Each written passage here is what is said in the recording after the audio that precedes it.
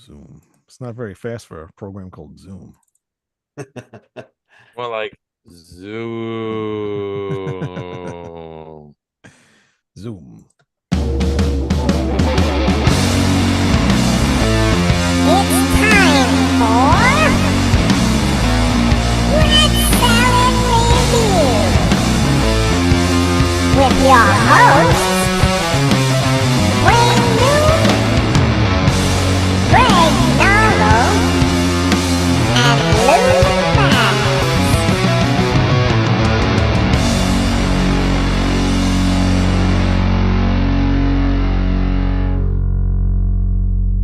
All right, welcome to Rat Salad Review. Tonight's episode is sponsored by the Angel Reese special from McDonald's. Okay. How bad was it? I don't know. I didn't have it. I don't even know who Angel Reese is. She's a WNBA player, the one that hit Caitlin Clark when she wasn't looking. Oh, that one. Okay. Nice. And she's got her own McDonald's hamburger. Yeah, that's what you call failing upward, ladies and gentlemen. Those that did the up yours. I like the Warwick Davis special better. The Shamrock Shake. Oh, yeah. The leprechaun. My wife got one of those. Yes. Shout out to the Pecs. Okay, really. They were called Pecs and Willow, for God's sakes. Come on. No, I know. No, sorry. I had the volume on my YouTube channel. I was hearing an echo. Welcome to the show. Who the hell is that? Is that Al Horter again? What are you doing on here again? I managed to weasel my way onto the shows now. Oh my god! What is this, like twice now? I know. 2 times too many, right? 2 times, yes. Yeah, thanks for having me on, guys. How are you? No, I'm Of glad to have course. you on. Andy was supposed to be on too, but he didn't know Blue Oyster Cult that well. So Really? yeah, he only knew like the '80s stuff, but he'll be on next time. Oh, I got to learn them then. Yeah, he should have came But on. he'd probably appreciate what I have here, though, since he likes the 80s era. Yeah, I'm sure he would have. Catman's in the chat. Is that Hello, what he Manny. said? He likes the Blue, 80s Greg. era? He didn't say he liked the '80s era, but he says he knows that the most. Oh. I think he said that, or maybe 70s, 80s, whatever. He didn't know the newer stuff. All what he meant. right. Yeah, fair enough. But either way, he'll be on at some point again anyway. And I'm sure you'll be back again, Al. We like you here, so you can come back. Well, thank you. But, Appreciate that. We're glad to have you on today talking about Blue Oyster Cult, but we're not talking about like albums and stuff. We're just going to pick one song from each album. And I stole this idea from your show, Al.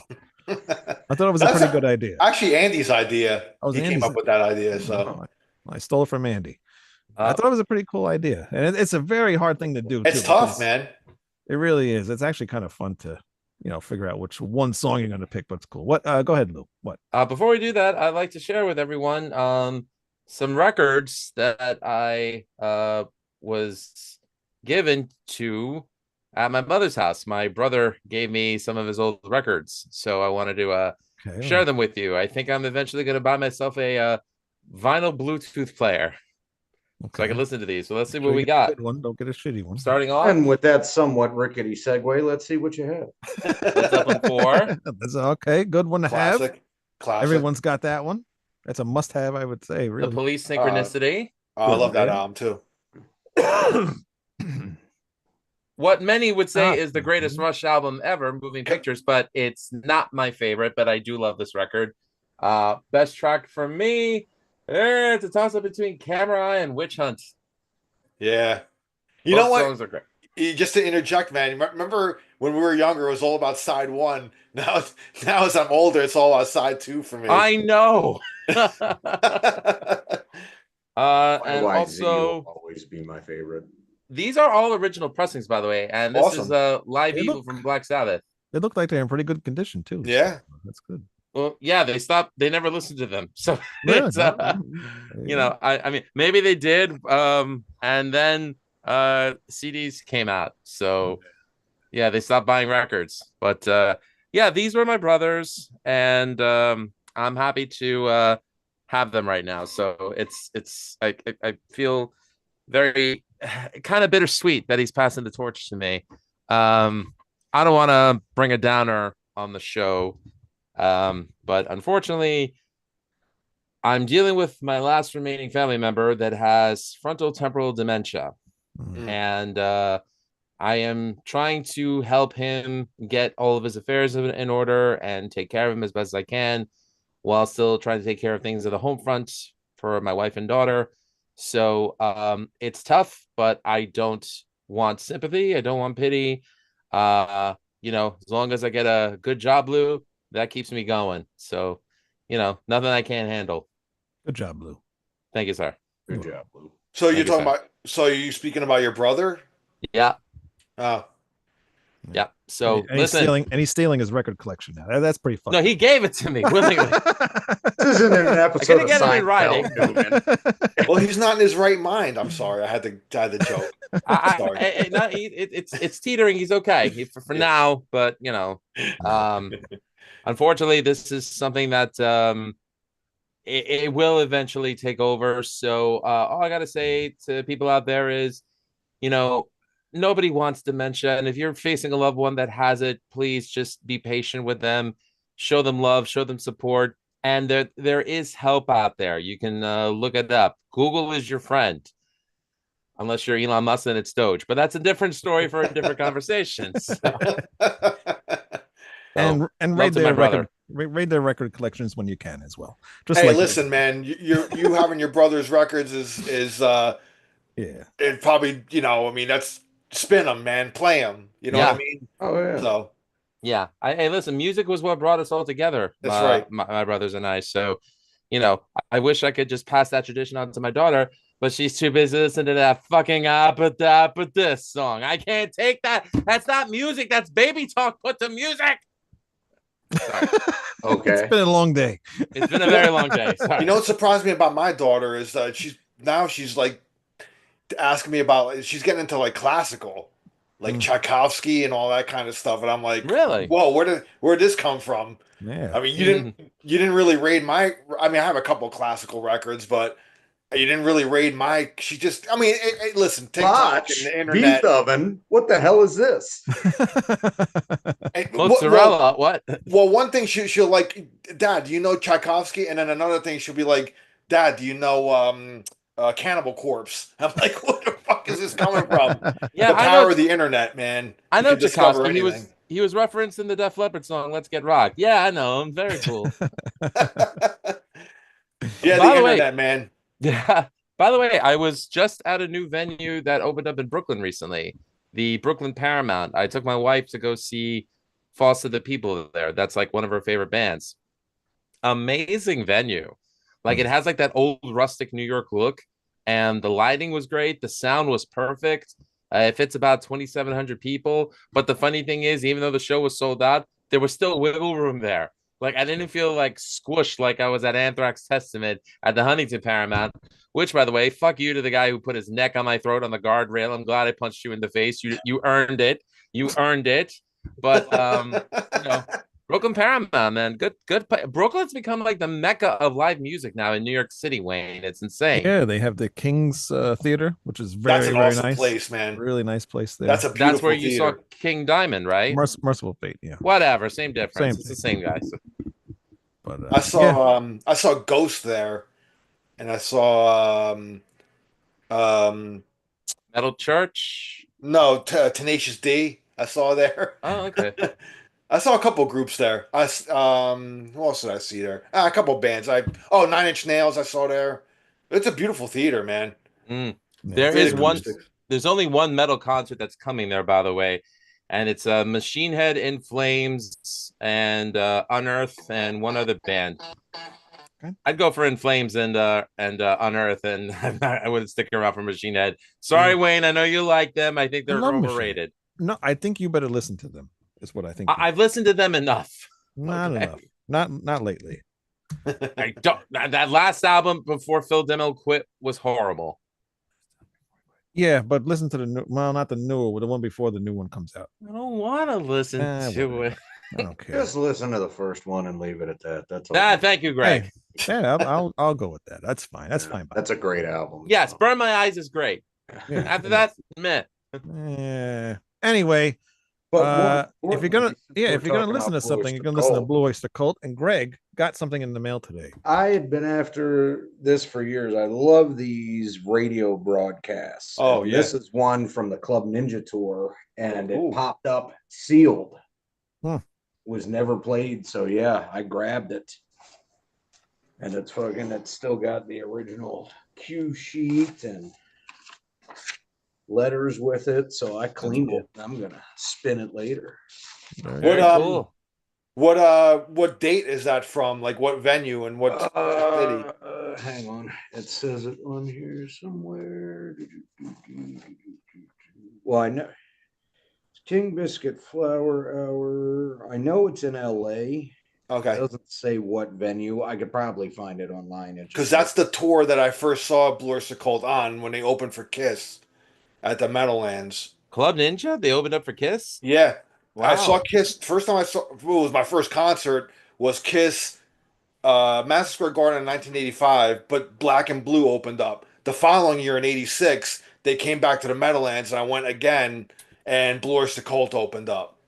So in other words, you saw the current lineup of Kiss in 1985 without Eric Singer. Exactly. Very cool. Exactly. Yeah, the first band technically I ever saw was Tommy Thayer with Black and Blue. Yeah, that's unfortunate. Ain't that There something? could be worse things. But, you know, I have always thought that Black and Blue's Hold On to 18 was one of the better hair. I'm sorry to call it hair metal, but you know, one of the better anthemic rock songs of the 1980s. Even though it's a very simple bass line, one note, but it's still a good song.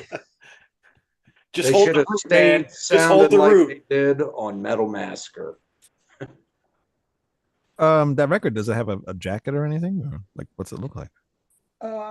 No, Usually they're plain. They came in these boxes just in paper sleeves because you were supposed to ship them back to the Okay. Record. King Biscuit Flower Hour or whoever was doing it when you were done. But yeah, so they got labels. They tell you which side. That looks nice too. That record looks like it wasn't even played. No, It wasn't. It had never been opened before. Wow, I that's opened it insane. earlier. you just Sealed. open it now. Wow, yeah, it's You could have awesome. just made $10,000, and now it's down to 1,000. I don't care. I want it. I'm going to listen to it. I mean, you know, you got Wings of Mercury, Shadow Warrior Live, which they never did again after this tour. So. Hey, whatever you want to Dancing do. in the Ruins, which I actually saw them do a couple of years ago. That was cool. Good song. Good song. And Is that White on my Flags. list? Is that on my list? We will find out when we get there. But we're going to start with the debut album, Blue Oyster Cult. Who Yes. wants to go first? How Let about our Al? guests go first. Let Al go first.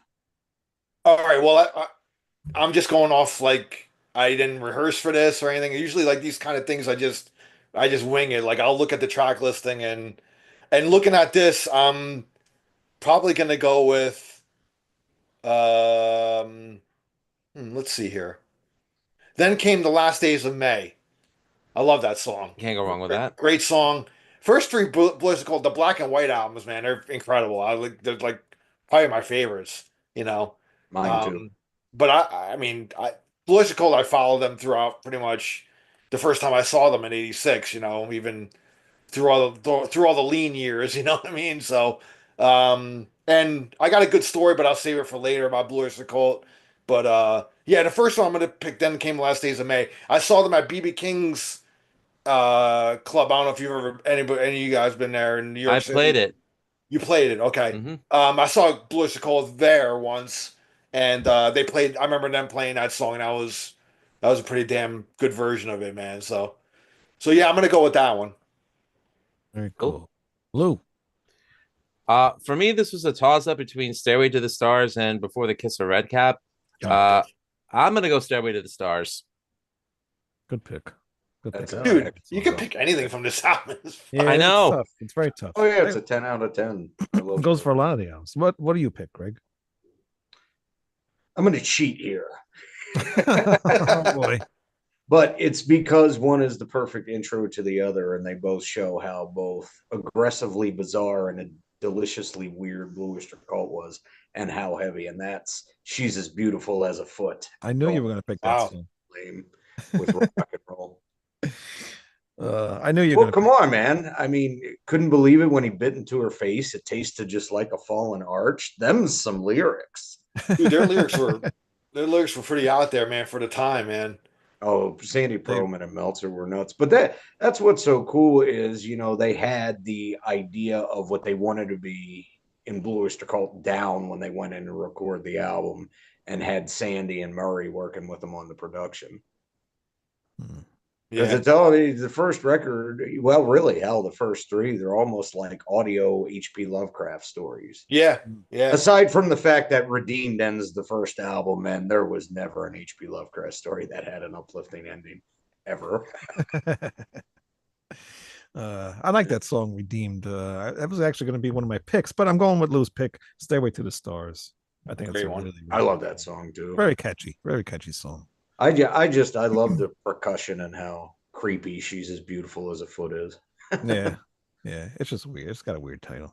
I just want to make one point though. As much as I think the studio versions are great, and they really are, when they play these songs live, when you hear them on albums like On Your Feet or On Your Knees, even Some Enchanted Evening, I thought it was a beautiful version of Astronomy, or Extraterrestrial Live, which I don't think, Greg, you're a fan of it, but I love Extraterrestrial Live and I love On Your Feet, and also what's it, A Long Day's Night that came out in 2002, and I've seen them with the most recent and current lineups, and they're always great.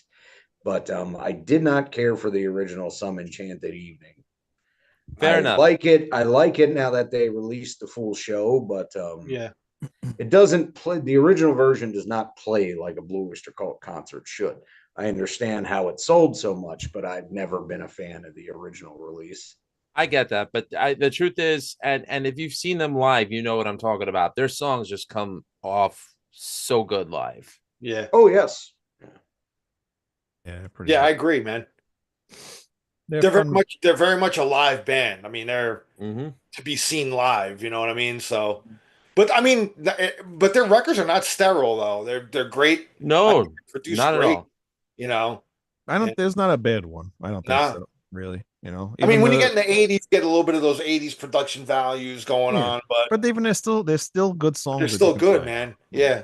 There's not Yeah. one album where I was like, I can't find any. I don't think I don't consider any one of their albums like a real turd, you know, like a real, you know.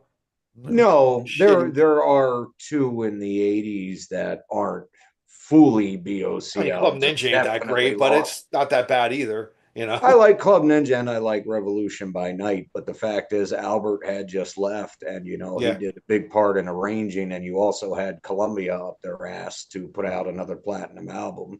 So they threw in Bruce Fairbrain producing and tried to make it more commercial, outside songwriters on both those albums. But it's Blue Oyster Cult, so they still turn it into something great, but there are some dud tracks on those Yeah. records. Yeah, of course. That's But Perlman produced Club Ninja, and it actually sounds really, really good. yeah. I don't Even mind if you do have to suffer through When the War Comes. We don't have to discuss that. Why is it so long? Anyway. They had to get that Howard Stern time in. I don't know. Next album, Tyranny and Mutations. Tyranny. Tyranny. No tyranny. As Tyranny, it even tyranny, says tomato, in the tomato. Constitution or something somewhere. Shit, man, another great one. But I'm gonna go with the opening track, "The Red and the Black." I love Eric's vocals on this. It's a great opening track to the album, and I've heard them play this live too, and it's fucking awesome. So Yeah. I'm going with the opening track, "The Red and the Black." Not a bad pick. Greg. I'm gonna go with Teen Archer from this one, Buck's track. I love that song. Teen Archer. I'm trying to look and see which where the Second to last song. Yeah, I see that. Yeah. All right. Lou. The toss up for me on this album was either Hot Rails to Hell or Seven Screaming Disbusters. Just because, God, this is the tough one. Yeah. Wayne, which one did you pick? Was it one of my two? Yeah, it was. It was? Which one? Yeah. Seven Disbusters. Fine, then I'll pick Hot Rails to Hell. I feel less All right. guilty now. We're Okay. not the same, but that's a good song. That's a toss up to me too, because I loved Hot Rails to Hell. But Seven Oh. Screaming Disbusters is really cool.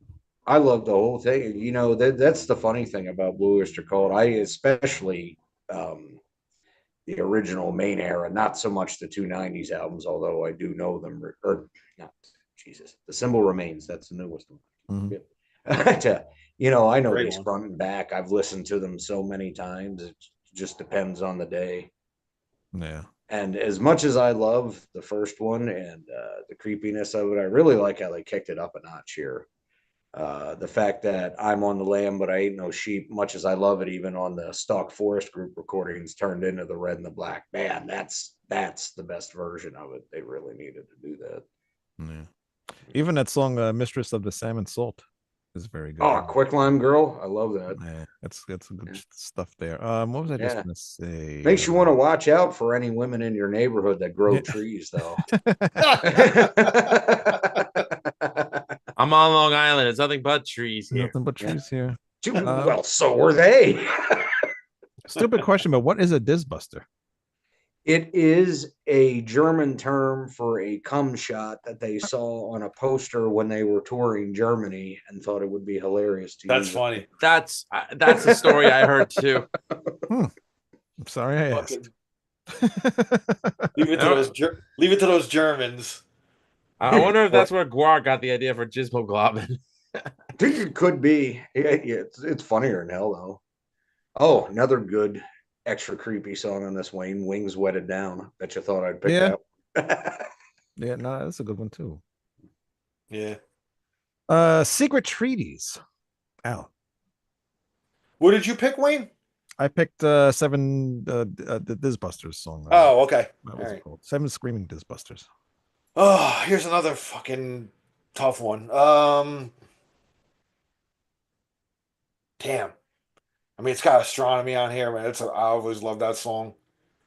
Dominance and Submission, Career of Evil. I'm gonna go with Dominance and Submission.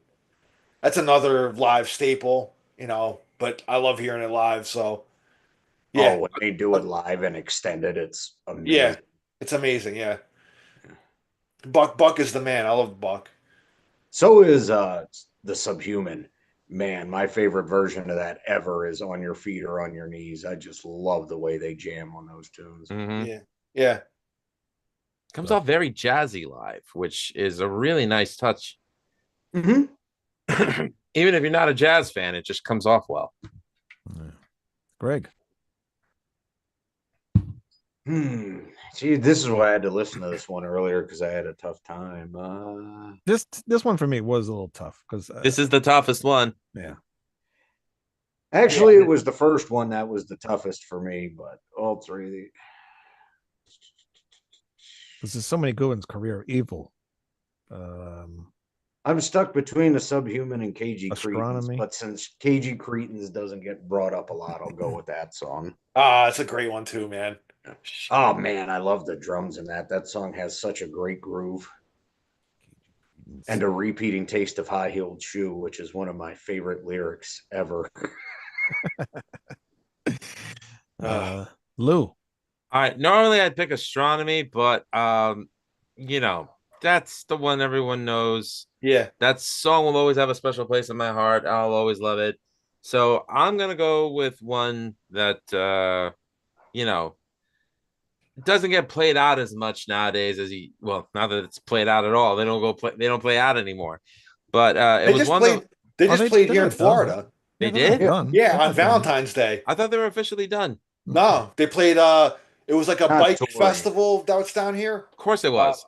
But it was on Valentine's Day, so I wasn't going to go to my wife. Let's go see Blue Oyster Cult on Valentine's Day, But they did play here, and I didn't get to go see them. But anyway, all right. I mean, they are still playing. Okay, well that's good news. I mean, Side 1 is perfect. Side 2 is perfect. I gotta go Flaming Telepaths. Excellent. Yeah. Is that your Wayne? Yeah, what the hell, man? All right, fine. You can have that one. I'll pick another one. No, keep it. It's fine. No, fine. Right, it's fine. I'll pick ME262. It's fine. That's a good one too, man. Shit. You can't go wrong with anyone, man. any of these. Throw a dart. honestly. But again, I just love that, like the chorus for Flaming Telepath, man. Yeah, but I hate picking the same ones you do. It's okay. That means that song is really good. It's not. It is. We're two And, completely different I- people. I was looking at your shirt before, Al, and I really didn't realize what it was until I just like really. Boo. I had to wear it, man. We were doing Yeah, this shit. Of so. course you did. Shut up. But None that looks of like my- Albert. That doesn't look like Right. Gene. Yeah. None of my BOC shirts were clean today, unfortunately. So I have had to two. get The Exorcist. I have one for Agents of Fortune, and then I have another one. It's just like a generic one from one of the shows. I have all the ones I have from the tours I've been to are hung up in the closet. I You know don't wear what those. bothers me about them so much? They have so many really cool looking album covers. Mhm. They have no merchandise for any of it, really. I mean, there's a couple of shirts here and there, but they should be really, put merchandise out for these album covers because they're so cool. They look awesome on shirts. When Yeah. I saw them in concert, the only shirt that they had was it was a replica of the first album cover, and it says "On Tour Forever." Hmm. Yep. Yeah, they've been doing that since the anniversary of the first album, which is cool. But yeah, I have that one, Tyranny and Mutation. I've got a Secret Treaty shirt, a Nosferatu one. And where'd you get yours? Some of them King Fally made for me. Other ones I just searched the internet and looked for them. Oh, King Fally presses shirts. Yeah. Oh, that's cool. Yeah, he does it quite frequently. That's who I got the Shark Sandwich shirt from. Witchfinder General and Yeah, they're nice. Shark they're very nice Sandwich. looking too. That's great. Shark sandwich. That sounds like something Jesse the Body Ventura would say. You ever massage the gums of sharks? You get some nice meat on there. You can make a shark sandwich. That's a terrible impersonation of Jesse Ventura. Yeah, I know. I'm doing the Will Ooh, Sasso yeah. impersonation. I'm doing macho. Hey, man. he does Ooh, macho. yeah. You gotta shake your head too when you're trying to be Jesse Ventura because you can't sit still. Oh yeah, that's right. Snob. Anyway, Remember the video of him and Jim Norton going at it on the Opie and Anthony show? yeah, okay. No. I listen. Shock did jocks. Did I hit a nerve here? No, it's not that. I mean, when I was younger, I thought shock jocks were the shit. Yeah. Now looking back, I realize they're just shit. So Yeah. give me a good podcast any day of the week. Like, Oh yeah, I it'd be don't. cooler. There's no more real shock jocks anymore. Well, no, because it's like you know how you shock, be good. That's how you be a real good Yeah. shock jock. You know what I mean? Give me a good podcast any day, whether it's Be Cool or Be Podcast Out, or whether it's Decibel Geek, or whether it's Rat Style Review. Okay, or the Kings. Let's not forget the Kings. The Rock and Metal Combat Podcast. Shout out to our boy Ralph Vieira. Yeah, I like him. Yeah, you love him. He's one of the guys I pre-ordered fucking when Eternity Ends. Be nice. I know he's cool. The Blues Rocker is in the chat here on YouTube. BOC was his first band he's seen live. Oh, that's awesome, man. Oh, yeah, that's cool. All right, next album. Where's my list here? Agents of Ages Fortune. of Fortune. All right. I actually ahead. happen to have the vinyl here of it. Very cool. Is that a reprint or a reissue? No, this is an original. Original? Wow. Original. I see this song holds a special place in my heart. The band that I used to play in, we used to do this song. I got to go with ETI. That's Okay. a great one. I love that. I love playing the riffs to that song. I love Bucks playing in that. It's just such a cool song to play. I had so much fun playing that song. I just have to pick it. So, I mean, there's a lot of great ones on here too, though, man. This I mean, is shit. one of my favorites. Honestly, Yeah. because there's just so many. I mean, this ain't the summer of love. I mean, It starts off with a good song right there, and it's like you guys go through it. So, but that's my pick. ETI. I love the lyrics of that song. I love just the playing of it, and it's just awesome, man. yeah, good stuff. Greg, The Revenge of Vera Gemini.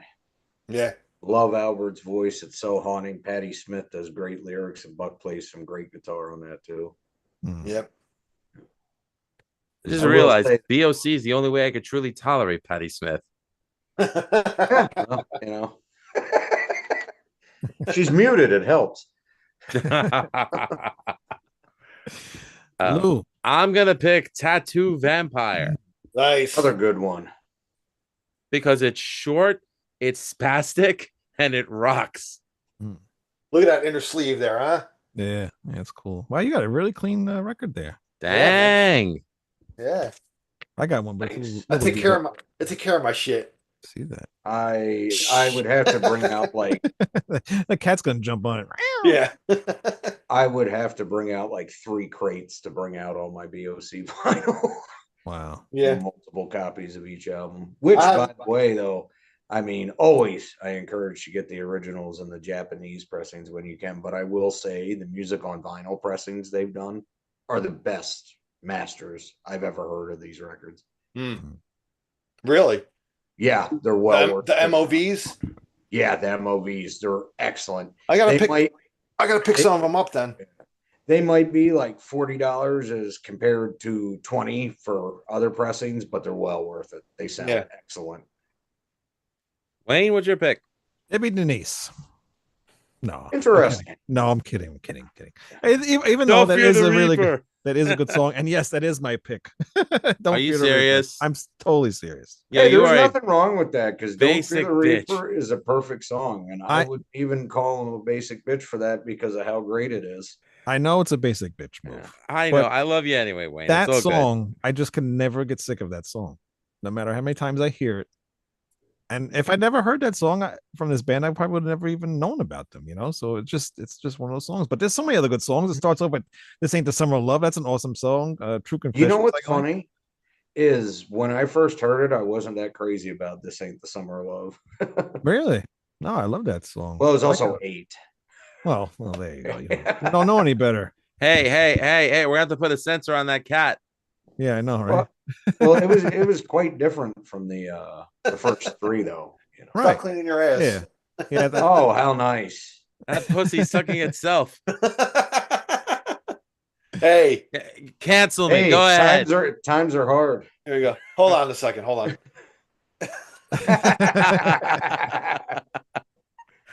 Here you go. This cat needs some privacy. There you go. Yeah, that's not a good idea. That's a really good copy of that record. She's But yeah, like, I knew you guys are gonna bust my balls about going, you know.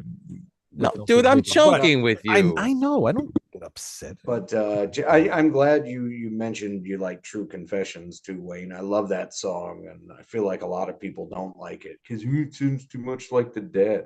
It's good. It fits in with the record. Who cares? Exactly. It doesn't matter. Yeah. Plus, it's Alan's only lead vocal ever. Mm. Yeah, it's good stuff. Good stuff. Who, as far as I'm concerned, as much as I love Bug Dharma, and as much as I'll credit Albert Bouchard for being a freaking musical genius, Alan Lanier is truly the dark horse member of BOC. I mean, so much importance he brought to that band. yeah. Mm-hmm. Rest in peace, Alan. Right. Spectres. Al.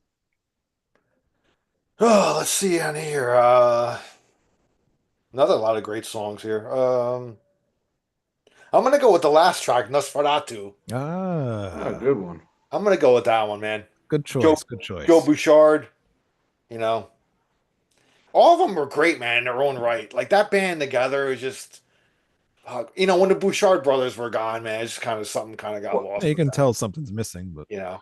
Oh yeah, definitely. Yeah, but no, I love how that's why I always loved them because they managed to do what they wanted to do with different tones and sounds and Yeah. still make it work as Blue Oyster Cult. Like plenty of people I've heard have bitched about searching for Celine, but I love the fact that Alan was like, let's make this a funk tune, and they were like, yeah.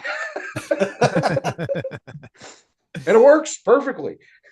that's what's cool about, like, you know, especially back then. Like, you couldn't do that nowadays, really, you know, because everybody wants to listen to a metal band. They just want to hear metal. They don't want to hear some. They like, really you know, were versatile. weird- They were. They you did know, every little bit of everything. Yeah. All right, Greg. And they don't really get called on that. You know, No, I mean, yeah.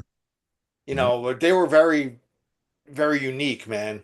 You know, Mm. like, you know, not I a lot think of bands, outside of- like, not a lot of bands from their era had like real intelligent lyrics like that they had too. Like real, I mean, they were like thinking man's, like you thought about it, man. You know, like when what you were hearing, I'm like, what the fuck are they singing about, man? Mm. You know, it's not like just like love and all this type of shit, but I don't know, man. It just made you think, dude. And Yeah, I, definitely. as a kid, when I latched on, I mean, when I first latched on to Rush, I didn't get the lyrics because I was so young. But as I listened to them and absorbed it, I got into it. And then same with Blue Oyster Cult. I'm like, nobody was really writing lyrics like this, back then. Mm, So yeah. I mean, another genius lyric writer. I always think he's in my top five lyricists is Geezer Butler. I think like his lyrics were fucking genius, man. Like the shit he was writing about was like way ahead of its time. You know Mm. what I mean? So, and the same thing with Blue Oyster Cult, man. The lyrics, lyrics were great. So It made you think. yeah. Not for me. I can't think about anything. Greg. Another Al Bouchard song, the excellent Death Valley Nights, Oh, which, again with the lyrics, hell of a memory is a heaven of pain. Snow is cold, but so is rain. Please save me. It's like, damn.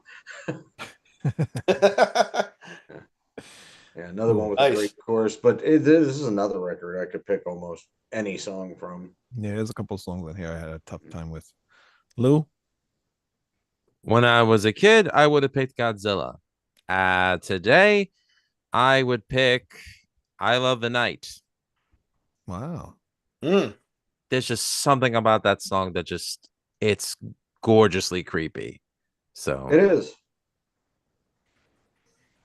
Some other good songs on here. Golden Age of Leather. Nobody's mentioned yet. I thought Oh that Oh, I yeah. song was love really Golden good. Age of Leather. And Fireworks. Fire. I was just gonna say Fireworks is really cool too. And Yeah. one of my favorites, but I'm not picking it.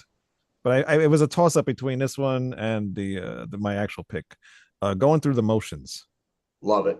I love that song. It doesn't fit with all the other songs, but it's really cool. And it was co-written by with Ian Hunter, Ian right? Hunter. Yeah. Yeah. Yeah. Yeah. I mean, they really, it really is Mott meeting BOC, Yeah, hand claps and all, and right. it Yeah. works brilliantly. I remember a friend of mine showed me that song. I used to work with him once in a while, and he put this album on. And he always put this song on, going through the motions. So kind of always reminds me Honestly, of that. It's a good song, really good. Catchy, man. honestly, the only one from this record, and I mean, don't get me wrong, I still like the song, but the only one on here I don't consider like mind blowing is Celestial the Queen. It's still a good tune, but it's just pleasant. The rest of them I kind of feel like are bombastic in a sense, Yeah. Mm. or But deeper. my pick, I'm gonna be with Al on this one and Nosferatu. Just such a creepy song, and I just it's a really great ending for the album too. And it makes you think of Nosferatu as because the lyrics and everything. It's just I like when I like when BOC sings about vampires, man. yeah, they do it well. I Yeah. mean, can't go wrong with that song, man. It's Well, really shit, you got two on just this album. yeah. You put and the one on the image. album before. Yep. Yeah. All By the way, right. I recommend everyone listen to the Helen Wheels version of Tattoo Vampire. That was pretty good too. Yes, please do. I really Yes. enjoy it. And if anyone needs a little reminder who she was the muscle bound member of Apocalypse Incorporated in Toxic Avengers Part 2 and 3, also starring a young Michael Jai White, later to be Black Dynamite. All right. You shut the fuck up when grown folks is talking. Sorry, go ahead. Damn it. Next album, Mirrors. Al. Looking through this one, I'm gonna go with The Great Sun Jester. Mm. Second one, Good one. second track on here. Yeah, first one they wrote with Moorcock. That's a Yeah. good one. Yeah. Yeah. I go with that one. I like when I like Eric Bloom's vocals. I like all their vocals, but I love Eric Bloom. Like when I love his vocal style. Yeah, He's like, seeing him in recent times, I mean, he's he's getting up there in age. I mean, he's almost 80, right? mm-hmm. Mm-hmm. Yeah. Is he did he turn 80 yet, or is he like 7? No, he's not 80 yet, but I he's think he's like 78 or Pretty 79. close, I would assume. He's getting close, man. And they're fucking still out there doing it, man. But He I give up. enjoys it. It keeps him young. Yeah. Yeah. When you fucking stop, that's probably when you'll die, dude. yeah, So they like doing it. am I gonna see an 80-year-old Wayne Noon fucking No, I'm 45. You don't even see a I'm- 45-year-old Wayne Noon. Yeah. But that's my pick, man. The Great Sun Jester. Cool, great song. Greg. I love this album. I show you. We got to talk to Al again, Lou, to see when he might be able to talk about this. As long as his internet works this time. Right. Oh, is he out again? No. Yeah. No. Al Bouchard. Yeah. Yeah. But I Have went- you guys he interviewed was- him? Yeah, he Yeah. was on the show. Oh, okay. I gotta check it out, man. I never saw it, so Yeah. I'll have to. It was cool, but his internet connection was really bad. So Oh, really? he was just I here met- this I past met- weekend too. It was I the Club met- Ninja of internet connections. Yeah. Sorry. I met him outside of the last Blue Oyster Cult show that I saw.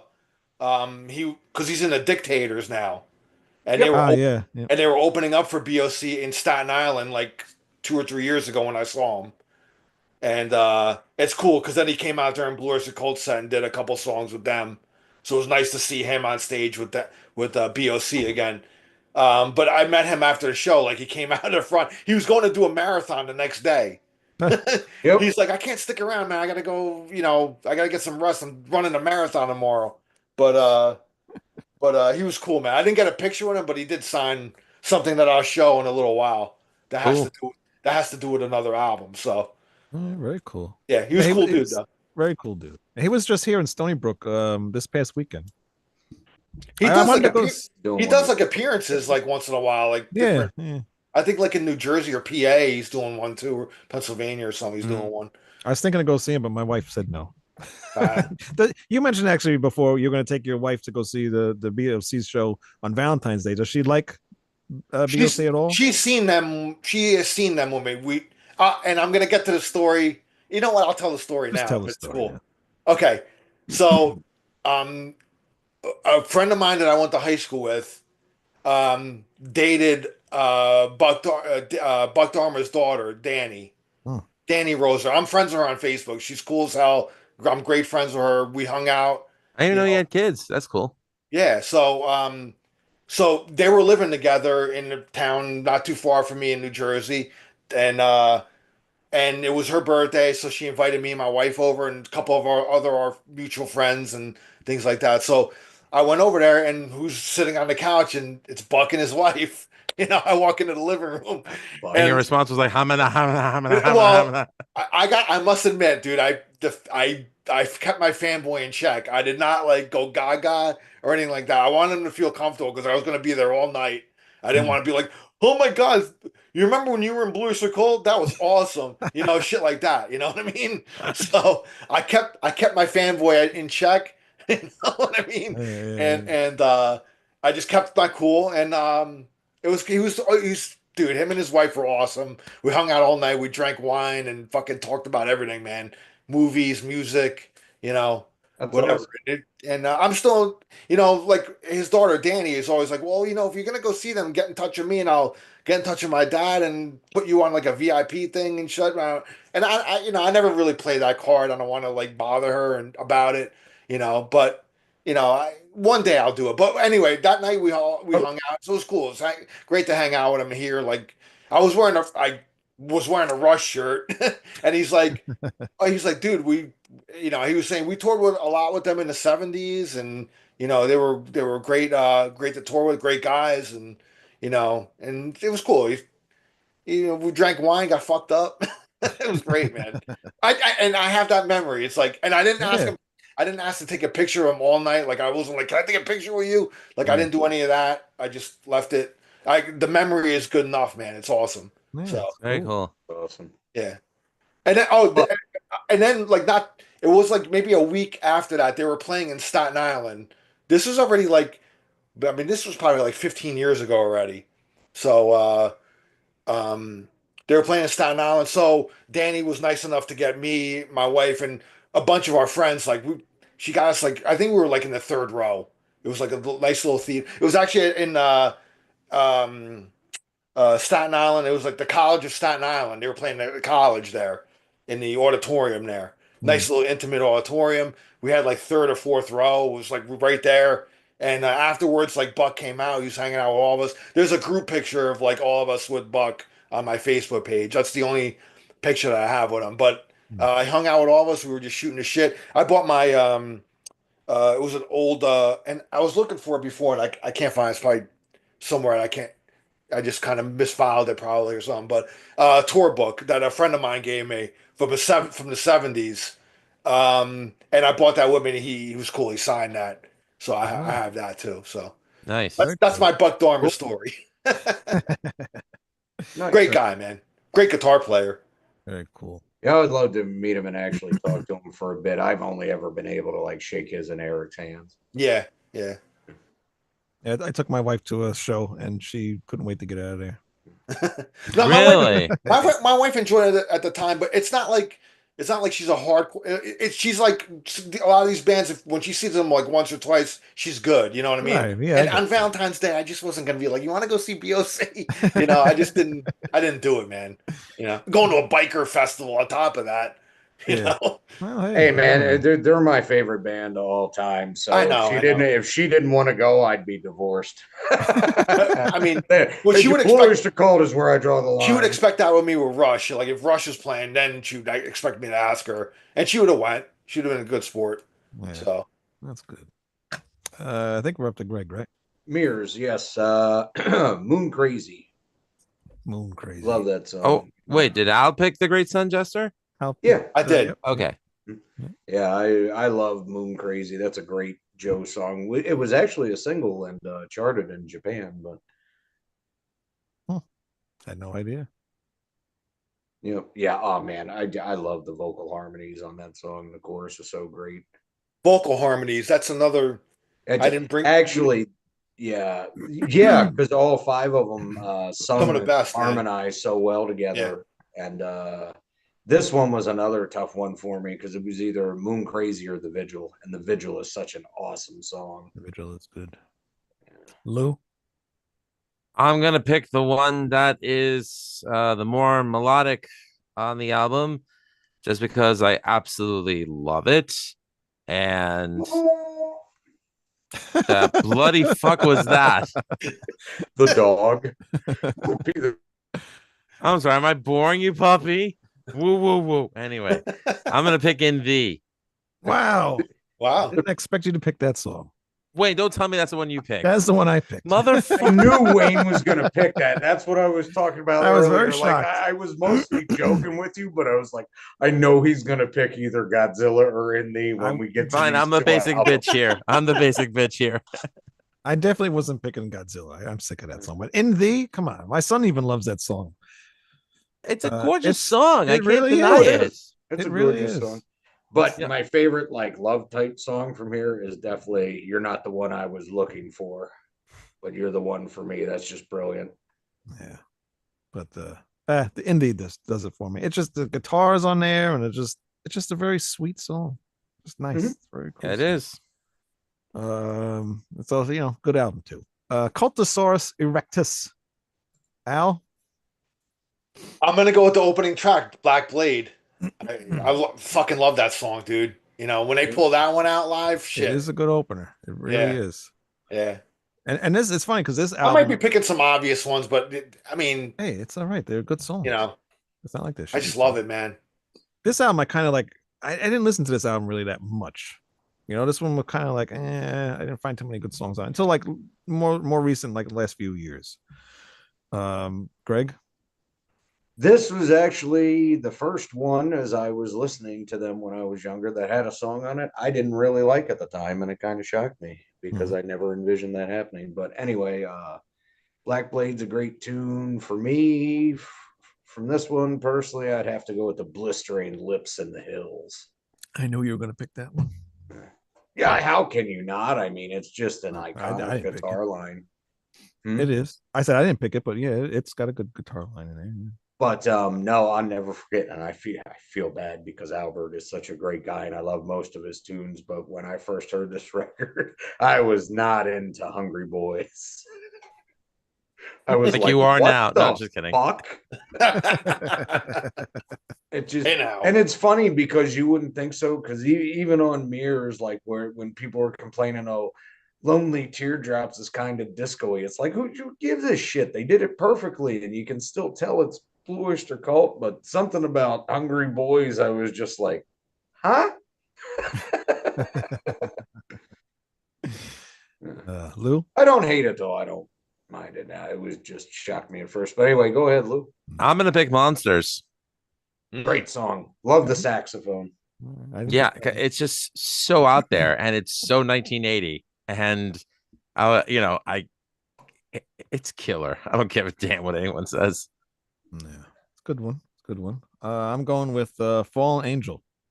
Very upbeat, fast song, and it's a little cheesy 80s type song, but it's good. I like it. I think it's really catchy.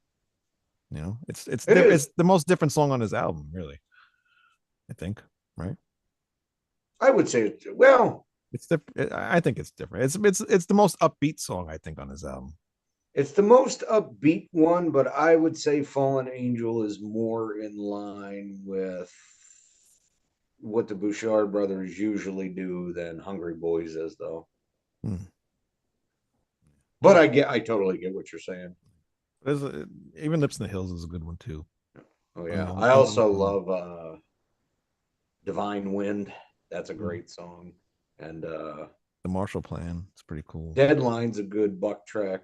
Marshall Plan's all right. And Black Blade was going to be my other choice too, but Black Blade's just awesome. I figured somebody was going to pick it, so I went with Fallen Angel. Marshall Plan, I like it a lot better when they would do it live. It's not a bad song. It's just not my favorite off of here. Yeah, that's okay. It's all right. Fire of Unknown Origin. I really had a hard time picking something off of this one because there's just so many. That's another perfect record. It really is. I think this one's honestly my favorite. Yeah. Yep. Yeah, both of these were. Yeah. Both of them, yeah. What are you picking now? I'm going with Veteran of the Psychic Wars. Because of the movie Heavy Metal, when I saw that and the animated scene with that song in it, that did it for me. But what absolutely blew my mind into my days is my favorite version of it is the live version on Extraterrestrial Live because of Buck's guitar solo door. Yeah, absolutely. Absolutely. But yeah, that's my pick. I love that song, man. But again, Wayne's right, man. This was a hard one. It was because there's a lot of really good ones on here. So, Greg. Well, I'll do the basic bitch pick here because it's my favorite song from it, and I would also go to toe with anyone that it's the best rock single of the 1980s altogether, and that's "Burning for You." Good choice. Good choice. I love that song, dude. Yeah. Dude, heck, you need the background vocals, the riff, the lyrics. It's just the intro to that song. The intro to the song. Yeah. It's iconic and it's memorable. And as soon as it hits that first drum beat, it's like I know what that is already. You know. And then my second pick would be the batshit crazy Joan Crawford. Yeah. Yep. If nobody else picks that, because that is just an epic song too. It really is. It's cool. Lou? You must have picked Joan Crawford. I did pick Joan Crawford. Only because, my preferred versions of the songs on this album are the ones that are on Extraterrestrial Live. Yeah. So I just wanted to give it to Joan Crawford because it's so out there of a song. And if anyone saw Mommy Dearest, you'd realize, oh shit, they put pen to paper and brought this movie to its own audible life. And it was, seriously, if you need to be freaked out of your wits, watch Mommy Dearest. That movie's messed up. Tina, bring me the axe. Sorry. And I'm going with Greg. Burning for You, man. It's an awesome song. It really is. It's just a classic 80s radio rock song. You hear it on the radio all the time, still today. It still gets played to this day, man. Yep. It's just an awesome song. Not many bands could say they have 3 bona fide radio hits, man, like these guys do. True. There's not many. I got 3, man. Kiss can't even say that. Yeah, it's true. As far as big radio hits. Yeah, they can. I mean, all I ever hear on radio by Kiss is Rock and Roll All Night, really. Maybe Lick It Up once in a while. I was going to say, I'll hear Lick It Up sometimes now that they've started putting more 80s tunes into the playlist, but that's about it. Yeah. When 104.3 started back in the day as a hard rock station, they actually played a lot of stuff off the Debut and Destroyer. So Oh, and Beth is always on the radio too. I never- haven't heard Oh, Beth yeah. on I any haven't radio heard that on the station. radio in a long time now, man. It's on the radio all the time at my job. Is Huh. it Yeah. Yeah, you work in the post office. You like have to listen to FM, music. like FM radio? No, it's not music. It's a like a oldies type station. Oh, Yeah. You know, it's funny Lou mentions that about Muzak though, because music. oh God, where was I? Dun, dun, Oh, I was dun, going to the dun, dun. doctor's office and I'm going through the hallway and I'm like kind of hearing the music, but not really listening to it. And then I actually stopped and went, that can't be. It is. It was a fucking Muzak soft jazz version of Rebel Yell. That's pathetic. Oh my god. Like who and why? Some raging grandmother who needed to, like, rev up a wheelchair, I guess. Who knows? By the way, I just want to say one thing about Burning for You. That's a fun song to play live. It is. It's a good song. And also, Iced Earth covered it too, and they did a very good version of it. And also, too, the opening track, Fire of Unknown Origins, a really good opening track. And I love Veteran of Psychic Wars. Vengeance And, the Pact. Vengeance, yeah. And Joan Crawford, too, is a really good song. You mentioned that before. Soul Survivor, I always liked it. You know, I don't dislike a song from this. And No, they're all really pretty good. So, I love After Dark.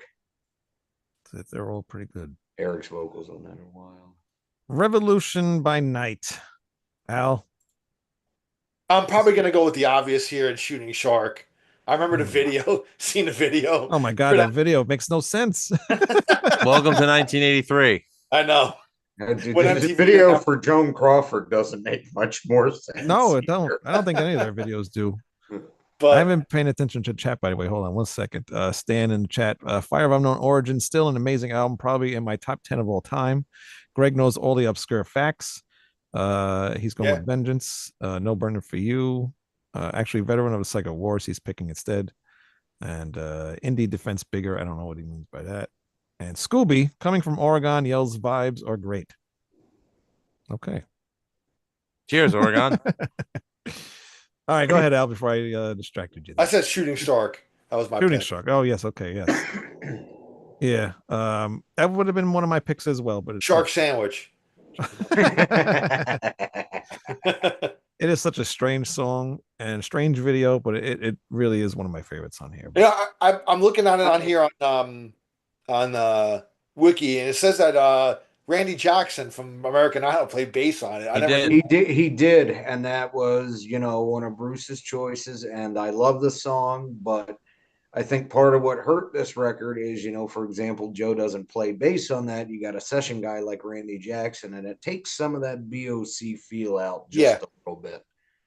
I'd agree with you on that. Yeah, this record was a little bit wasn't one of my Iffy. favorites. So I'll It's just very, say very 80s, got those roto tom sounds going. Well, a lot, and I mean, you know, they're very good at taking what they're handed and turning it good and making it sound like BOC for the most part. But with Columbia getting involved the way they did, you know, it loses a lot of that essential BOC-ness where some of these songs could have been done by anybody. Yeah. You know, in the 80s, which is unfortunate because if Albert had hung around, I feel like it would have been almost as good as Fire, if not tied with it. Yeah. the record company interference, like, you know, that's going on now, you know, kind of almost reminds me of the record company interfering with Cheap Trick too in the 80s, like starting to get outside songwriters in and doing all this, like, kind of manipulating, like, you gotta have a hit, you gotta have this and all that, you know, and they went along with it, but ultimately kind of hurt them along the way, you know. I think a little more than BOC, but they had more weaker albums, I would say, you know, in the 80s. But BOC stayed, you know, I'm not saying this album is shit. It's not. It's a good album. No, it's a good. They don't have a record, shit. yeah. They don't have a shitty album. They have, you know, all their albums are solid, you know, that throughout the 80s and 90s and stuff. So, but it wasn't one that I revisited a lot, though. I'll just say that. So, but you know what? Now that we're doing this, I really kind of want to revisit some of these albums I haven't heard in a long time. So, I mean, if I'll go and listen to this album now, and maybe next week if we did this show, I have a different pick. You I'm know, sure you would. Yeah. so What's your pick, Greg? I thought about this for a long time because Take Me Away. I love the song. It's kind of the obvious choice, but I gotta go with Veins. Good old Richard Meltzer lyrics, and Buck's voice is great. Some really good It guitar is. work on it, in spite of the dry Bruce Fairbrain production, who I'm just not a fan of. Mm. It's got a cool But, chorus. I like it. It was going to be one of my picks too, but it's not. Yeah, that's a really Good good. one. Really, the only song I don't like on here is "Let Go." Mm. They did not. Arena rock anthems are not who Blue Oyster Cult is, and that should have never happened. Lou, what are you picking? Shadow of California. No, it's tough because it's like Greg and Al mentioned, but my two favorite songs on the album. No, mine. And I love Shooting Shark. And but okay, you know what? For me, I'll say Take Me Away. But I will say this about the Shooting Shark video. You think that video is bad? Try watching Billy Ocean's Loverboy. That's all I'm gonna say. That video is like Labyrinth meets Dark Crystal meets Star Wars on crack on a beach. Okay, that's what it is. Billy Ocean. I'm going to Take Me Away too. Great opening track. I just love the chorus on that song, and yeah, that's who would have thought? I mean, Aldo Nova, the writer of Fantasy, wrote that with them. Mm-hmm. I had no idea. Yeah. Thank you, Canada, for Aldo Nova. We forgive you for Bryan Adams. At least you got something right over there. Club Ninja. Hello, Voivod. They have plenty right. No, that's true too. I forgot about them. Love Voivod. Al. So you want to talk about music videos? Sorry, Al can go first. No, sorry. But if I don't say this now, I'm going to forget. But you want to talk about music videos? So I'd heard this album, and I kind of heard these in sequence, so I was going along with it. It's like, okay, it's 80s, but I still like it. It's a good record. But when I saw the video for Dancing in the Ruins, and I'm used to BOC being these mysterious kind of looking rock guys, to all of a sudden they're in the middle of what looks like a post-apocalyptic skate party, and they're dressed like your two uncles that are super into Duran Duran. It was like, what? I could have put that better myself. Don't get me wrong, I love Duran Duran, but that is not what I expected from Buck and Eric. Even the stashes were gone, man. That's all right. I was thinking the same thing about Rush, bro, and like the fucking Big Money video and all that stuff, man. Alex Lifeson with the suit on, with the looking like he belongs in like Flock of Seagulls and shit, man. I'm like, what's going on, man? You thought Flock of Seagulls? I thought Miami Vice. Buck Dharma wearing Miami a Vice, Cosby sweater, with the Capizios. All I remember, Capizios, shoulder pads, and puffy pants. That's all I remember. Oh man, the '80s on some of our favorite bands were not kind, man. No, not at all. All right, Greg, what are you picking? With what? On what song are we on? We're on Club Ninja. Club Ninja. I didn't. Oh, you didn't do it yet. Oh, I thought you did. All right, I'm sorry. Yeah. No, I'm gonna pick. I'm gonna pick When the War Comes. That's the one I'm thinking. Funny. Yeah. I just threw a dart. I threw a dart. Honestly, I don't hate it like a lot of people do. It's just one of the ones I'm not too keen on because When the War Comes is just too long. They just, well, and then again, I get it too. Alan's gone, Albert's gone. There were three of them, but they didn't jam the way they used to. That could be a really great song if they filled it out a little bit more. But yeah. Thankfully, with Sandy being involved with the production and the arranging, this album is much better than people will say it is. What are you picking, Greg? I love Spy in the House of the Night. I really wanted to pick that, but I have to go with the Critics' Choice because Perfect Water is another perfect Buck Dharma song. And it's a good song. Yes. It's just so well written. it's amazing. I mean, there's plenty of other good songs on here. Dancing in the Ruins, White Flags, even though they didn't write either one of those. But Mm. Halligan, I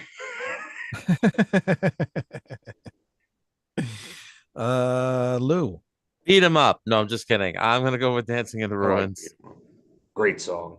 It is a good song, and that's also my pick too. As soon as this album, I went through it, and I'm like, "Dancing in Ruins." That's it. That's I It knew was I was Slim gonna pick. Pickens, Wayne. What else could we pick? No, because I like Madness to the Method is a great ending to the album. I love that song. I think that's a good one. White Flags is pretty cool. Perfect Water I like a lot. And I Always think I loved even White Flags as an opener. I, Kind of the guarded way he gives off his vocals on it. It's pretty much all a Revolution was pretty light by comparison vocal wise, and that starkness back in Eric's voice was like, ooh. yeah. And I even like Make Rock Not War, even though it's kind of stupid title. It's I like that song. It's kind of catchy. So I like It's this. catchy. The only reason that's my least liked song on this record, next to Madness to the Method, is because I don't really care for the chorus. Yeah. Well, I'd like it. That's all that matters to me. Imaginos. Al. I have the vinyl of it here. Oh wow, look at that. All right, cool. So this is when I was telling a story about how when I met Howard Bouchard after that show, like 2 years ago or whatever, and he signed. I got this, the Reimaginos, Ah, okay, yep. and he signed it for me, so it was cool. Um, on here though,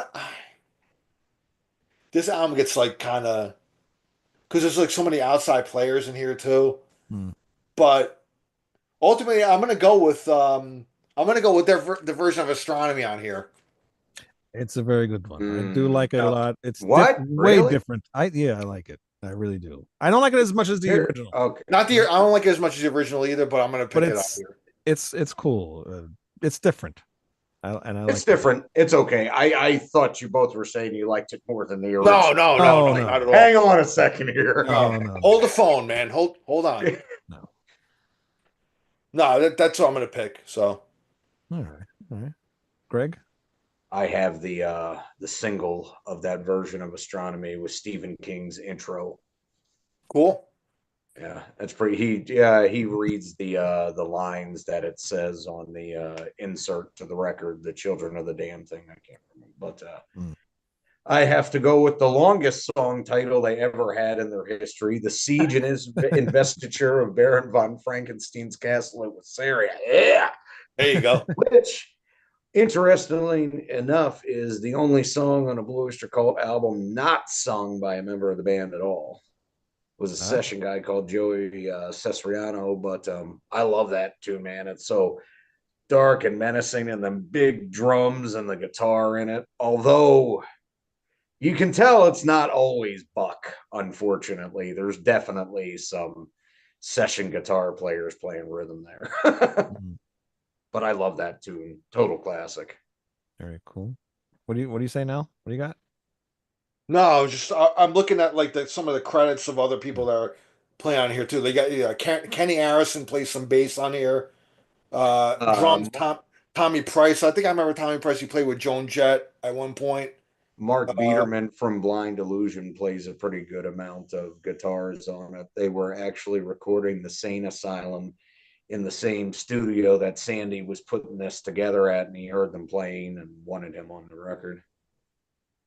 so what's the background of this, Greg? It's like he was supposed to be like a three-part. Like the way Albert's doing it now So is the way he imagined it, right? it's how Albert. This is actually, we talked to him about this. It's how he originally envisioned it with Sandy Pearlman, who wrote the Imaginos poetry and came up with the story.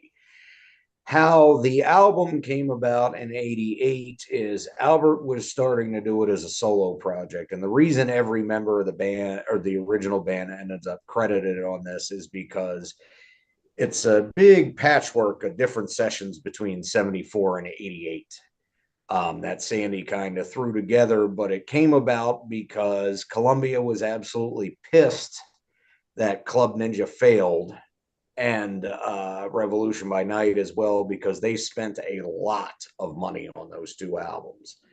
So they weren't. Blue Oyster Cult had another album on their contract, and Albert wanted to do the solo. They were not willing to do an Albert solo album, so they basically grabbed Sandy and the guys and said, "Well, we're into Imaginos, but we're going to put it out as a Blue Oyster Cult record, and you're both going to deal with it." Gotcha. Very interesting. There's a lot of there's a lot of kind of just an air of like mystery around this album for me. Like I never really read up on it, so I don't.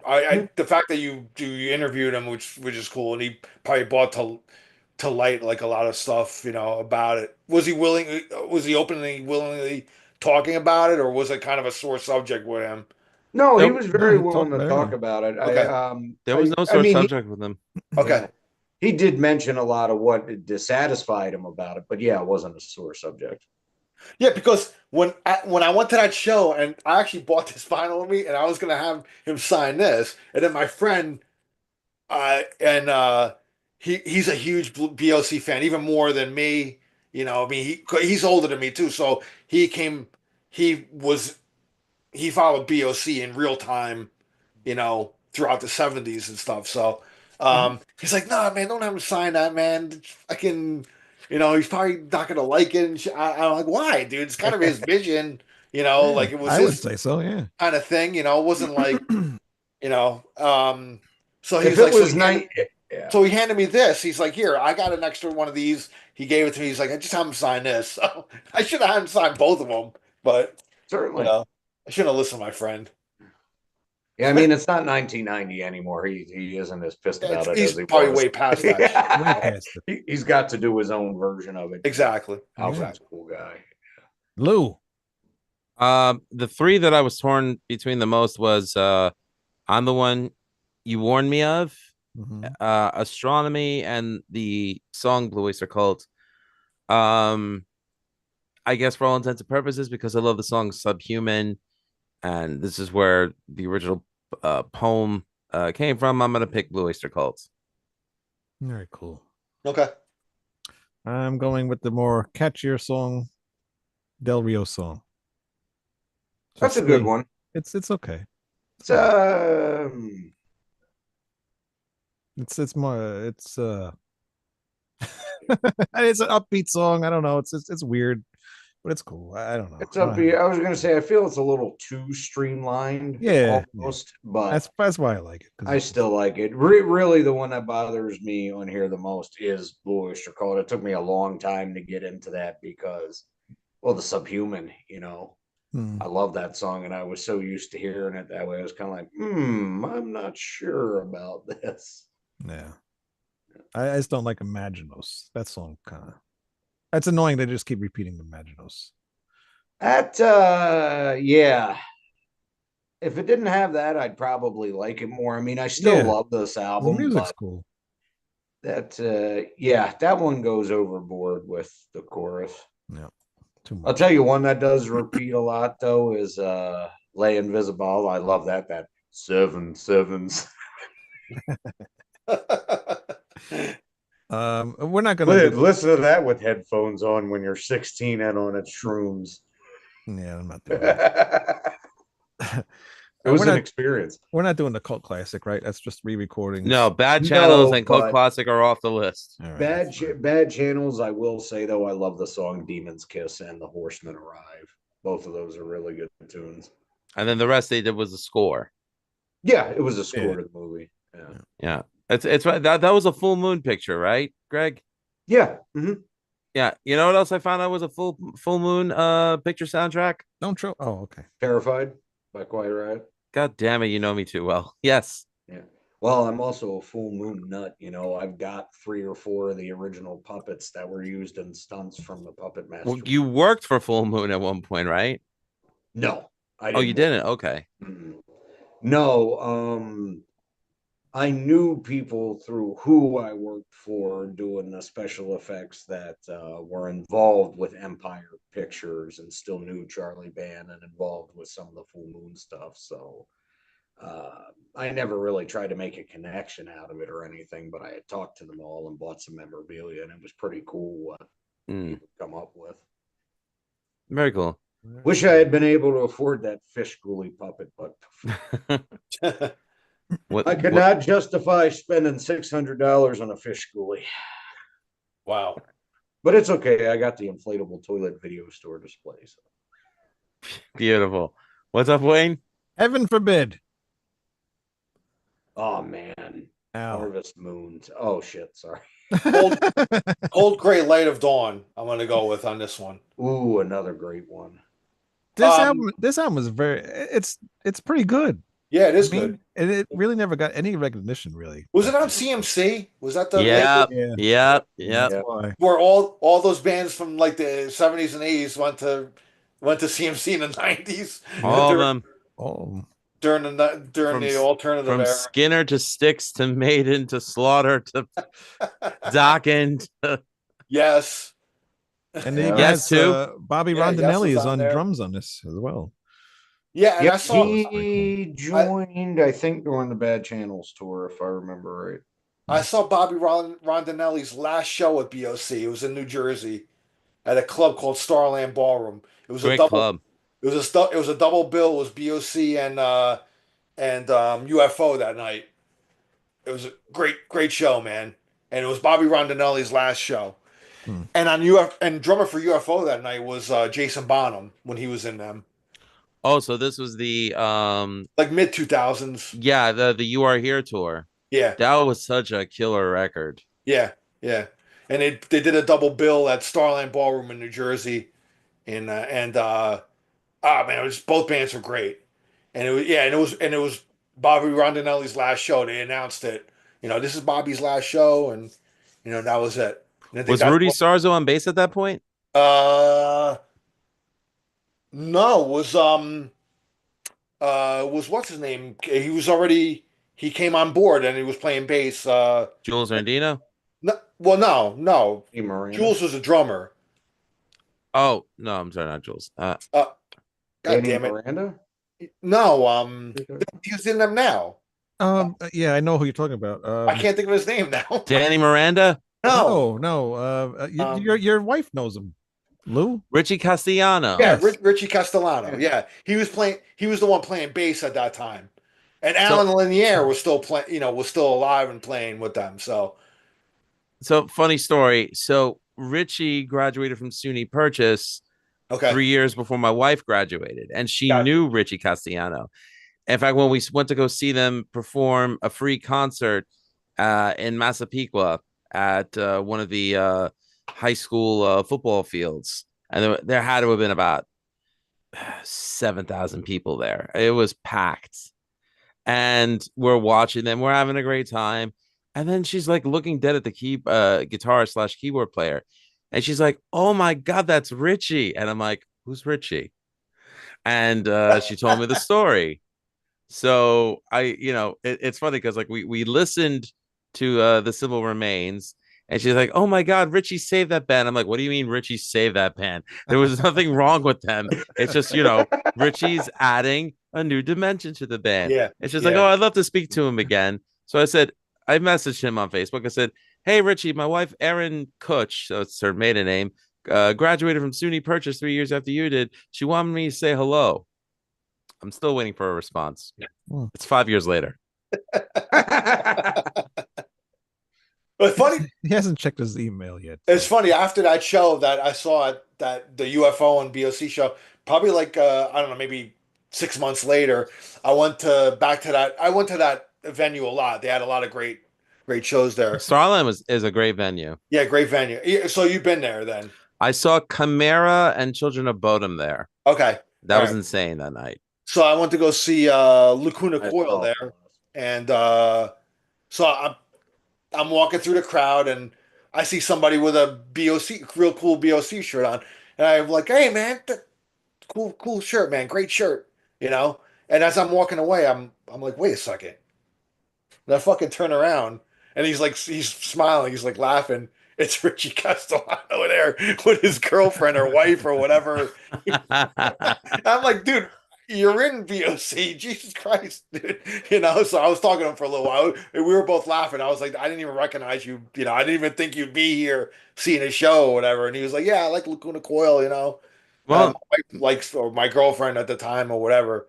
it makes sense Loved that he them. went to Jersey to see them. I mean, Staten Island is only a spit Yeah, it's distance only a, away from yeah, it's only, Starland Ballroom. yeah, it's true. It's not out of the realm of like seeing somebody from Staten Island there. So, but yeah, it was just funny. It was just funny. I was like, hey, great shirt, man.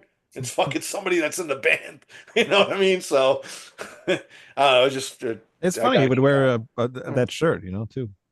yeah. So Greg, anyway, go ahead, man. Whoever's next. Greg is next. What? Oh, Harvest Moon. All right, Lou. Harvest Moon.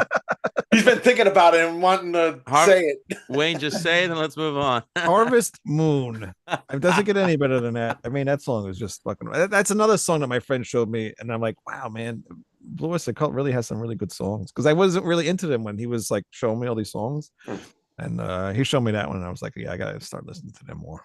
So Yeah, this is a great album. See You in Black, Cold Gray Light of Dawn. See You in Black too. Yes, it's awesome, awesome opener.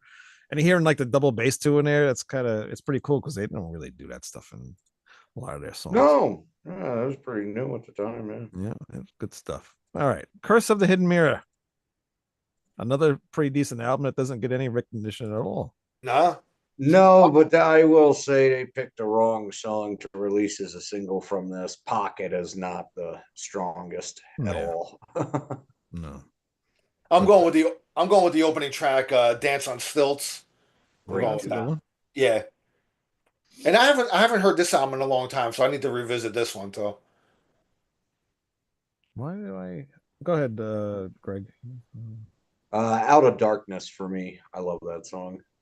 Which actually was originally supposed to be the third studio track on Bad Channels, but got cut from it. Mm. Lou? Dance on Stilts. Dance on Stilts. And I'm going with Here Comes That Feeling. Huh. Okay. I like the chorus on that one. It's really cool. I like it a lot. All right. Good one. Oh, Yeah. God's Return's a good tune too. There's a lot of really good songs in here. Honestly, I like right. that one a lot. I mean, it's a little weaker than Heaven Forbid, but it's still a good album. Yeah, Yeah. All right. They come back in 2020 with The Symbol Remains. great album, man. Really great album. I liked it a lot. We did a review on it. And we all pretty much like this album. So what are you gonna pick, Al? Funny story about this album is I put it in the CD player in my Dodge Charger, and it got stuck in there. So it's the only CD that I could play in my car for like 6 fucking months. Not a bad CD to get stuck But in. it's not. That's what I'm saying. I really, really got acquainted with the album, Mhm, and I, yeah. anytime, I put the CD on, man. But every day I'd get in my car, I'd press eject just to see if but it would never come out. Finally, one day, man, I got my car, pressed eject, bloop, came out. Oh, that's good. I was I'm glad you like, didn't have good. to break the CD Yeah, or something. yeah. But I since well, I tried putting I had a CDR, because I didn't want to put a real CD in there just to test it out, and lo and behold, it got stuck in there again. So I'm like, fuck, fuck it, no good anymore. But anyway, what I'm gonna pick from this album is The Alchemist. Yeah. I love that song, man. Really good Nice song. long one too. It's like 6 minutes, but yeah, great song. But the whole, I mean, I was almost gonna pick Florida Man because I'm Florida Man now. No, but The Alchemist, I love that song, man. But the album is great. I mean, I lived with it for 6 months in my car, and I really like, I never really lived. It's funny, when we were younger, we would live with albums for like a long time. It's like now Mhm. that we're older, it's like They get like one or two spins, and it's like, yeah, all right, one or on two to the spins. next. But I actually like, I got in my car and I'm like, I mean, it's not a shitty album. It's like a good album. So I listen to it over and over, man. Yeah. I mean, I have like a Bluetooth thing too, where I could plug it's an older stereo, but it has like an input jack. So I got like little external Bluetooth thing, so I could stream stuff through my phone, so it wasn't like the only thing I was listening to. But whenever I got the mood for it, I would just hit CD and it would come on, you know. So Very cool. The Greg. Alchemist.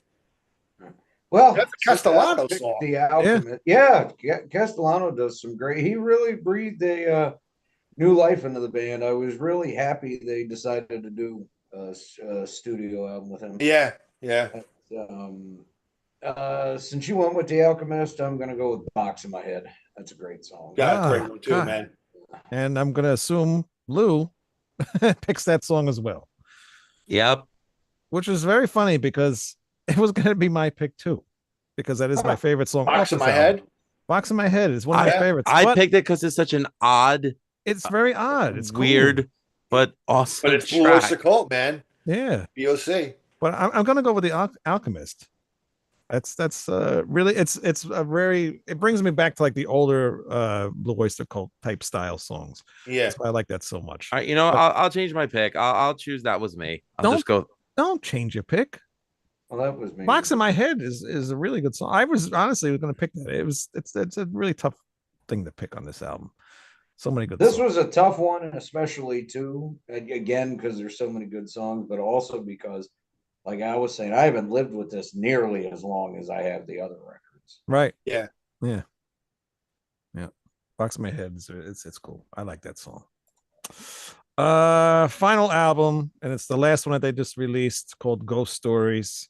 And I didn't really consider this an album because it's basically just like a compilation of older stuff. Legendary songs, right, Yeah. Greg? Yeah, it's a love letter to the band, basically. Seriously, I rare, get it. rare demos, stuff like that. Got legendary, and demo versions have been heard. Hell, there's even Gun, which is my favorite from it, that I talked to Albert about quite a bit. That was neat, learning it was a true story and all that. But they used to do that live during the Mirrors tour when he first wrote it, when they would do the secret shows of Soft White Underbelly.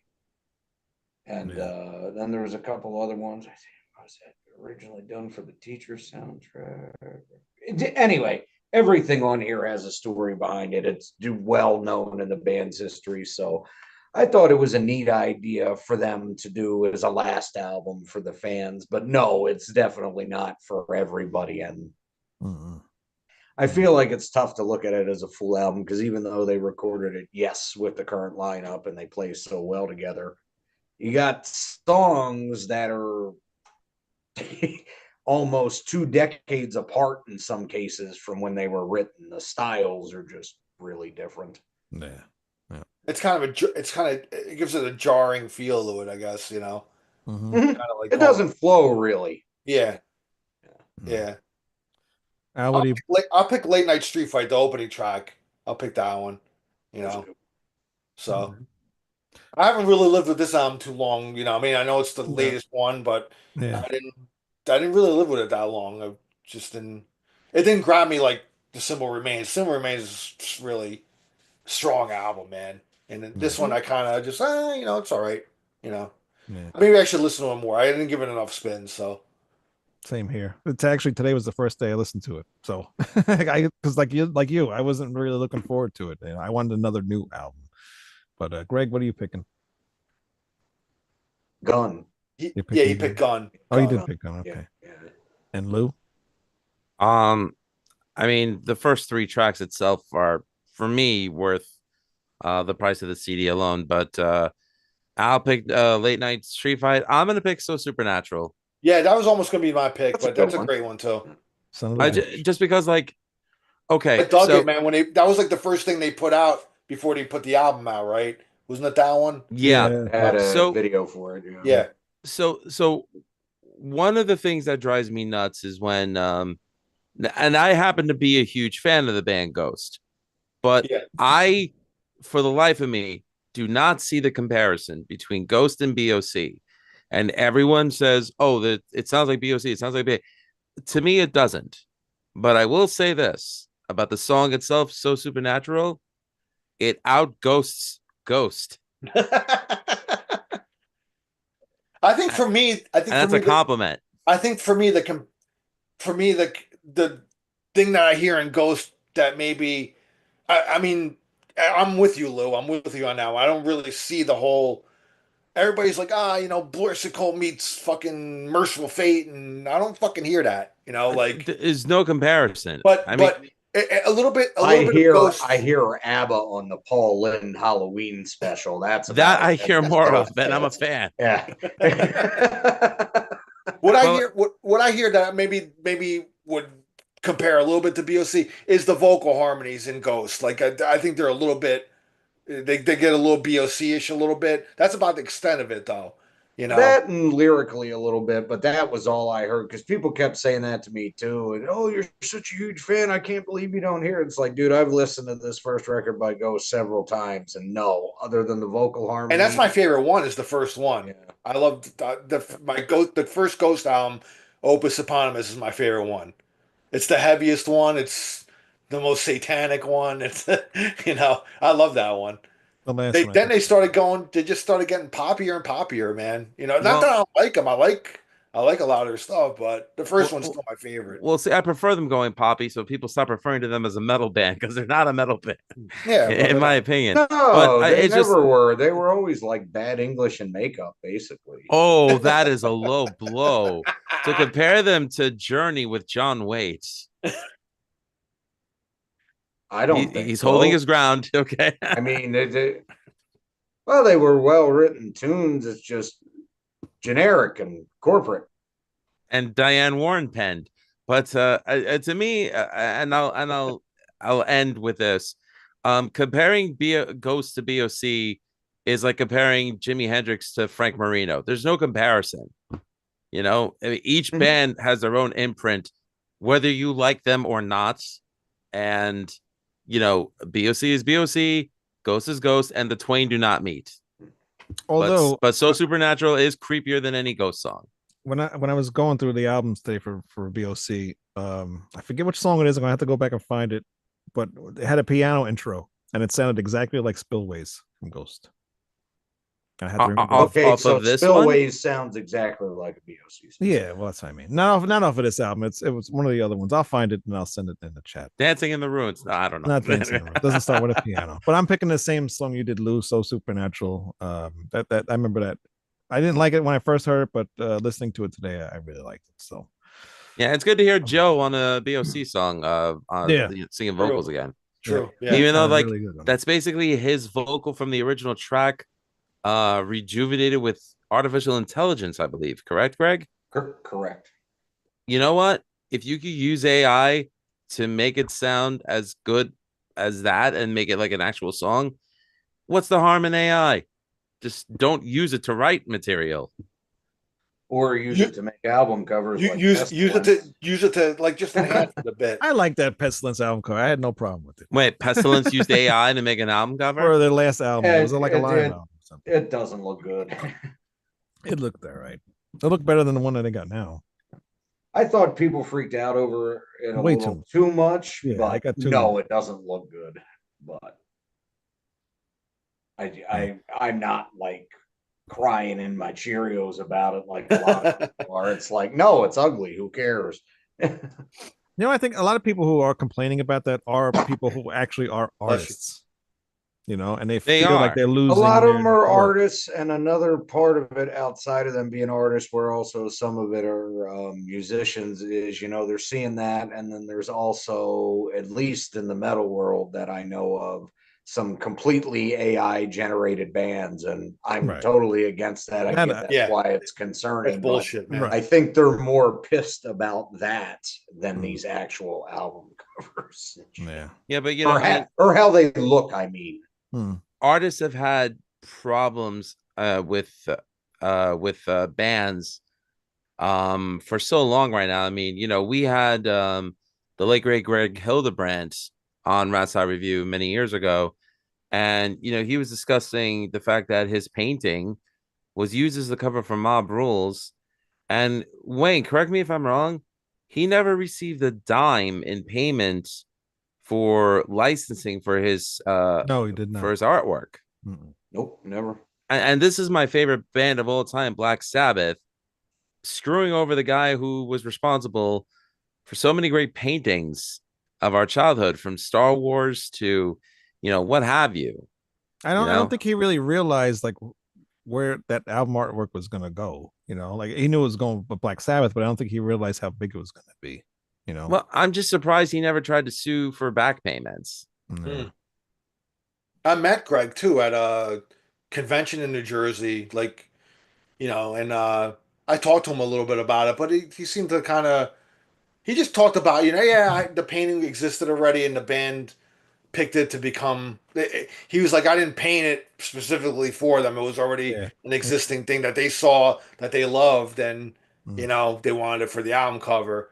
He's a very gracious man, though. He was really, really Oh, cool, real nice. such Yeah, a very sweet cool guy. guy, Yeah, and I'm uh, glad I got to meet him, man. And I didn't, and it's I wanted them to sign the Mob Rules album cover, but all the albums, most of everything it was in the middle of my move down here to Florida, so Mm. everything was like shipped down here already, like Mm. all my vinyl and all that shit. So the best thing that I could come up with that I still had at my parents' house, I had a box of CDs, and in there was one of the Trans-Siberian Orchestra albums that he did the cover for. So he signed that for me, which is cool. And I Yeah. got a picture with him. He's real nice man. It's yeah, a shame he passed. I think he was the first guest I ever got for a Rat Salad review Yeah, since cool. I've been a co-host on the show. So I don't remember. I'm not to brag, I'm kind of proud of that accomplishment. That's a great accomplishment, dude. Thanks. I Should only be wish proud Greg of was it. on that call. We missed you, buddy. Yeah, I wish I would have been too. That sucks. Yeah, we did that with the great Harry Barnett, who doesn't want to talk to me anymore, apparently. But who cares about that? Again, Again. I know. I don't know. Yeah, but this was fun. This was cool. It was fun, man. Yeah, this is a good one. You don't realize how many albums BOC has until you start really going through them. I know. It's like, Well, oh my god. as long as you Oh, not her. count the live albums, you're fine. Yeah. There's a lot of live albums, especially now they're putting out tons of them. But Yeah, those recent ones they put out from the album shows in New yeah, York are really that's pretty cool, man. That they're yeah, doing that. yeah, it's good stuff. I got a couple of them. I think I'm missing maybe one. Yeah. But again, thank you, Al, for joining us. It was a lot of fun having you on. Well, thank you, Wayne. Thank you, guys. Greg, Lou. Great seeing you guys again. As always. Yeah, We'll thanks be, for coming on, Al. I'd like to have all you guys on one day, without Wayne though. But Yeah, that's fine. I'm just kidding. No, I'd like to have you guys on my show one day. So I'll when I have a topic that I think you guys will be interested in, I'll reach out to you guys. So Sure, definitely. Very cool. Sounds right. good. Yeah, sounds good. And thanks to everybody watching. And if you haven't done it so far, please hit subscribe. All right. And we will be back next week. I had an idea, but I think we already did it. I was going to do favorite live albums, but I think we did that already, right? No. We didn't do favorite live albums? We talked about it, but we never actually All did right. it. Next week, favorite live albums.